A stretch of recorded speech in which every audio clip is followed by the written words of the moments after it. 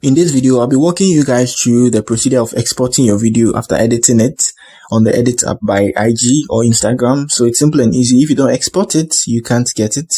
So let me show you guys how to do this. So after exporting it, look at the top corner, which is your right.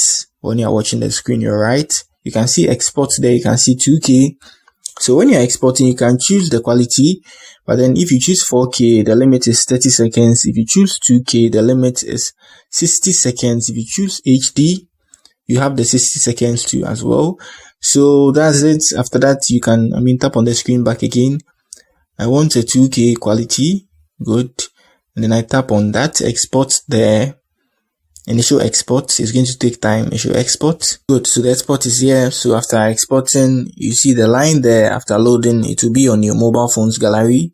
Or sometimes you need to tap on the download button. You'll see it after export. We can't wait for the whole time for this to export. There's a long video.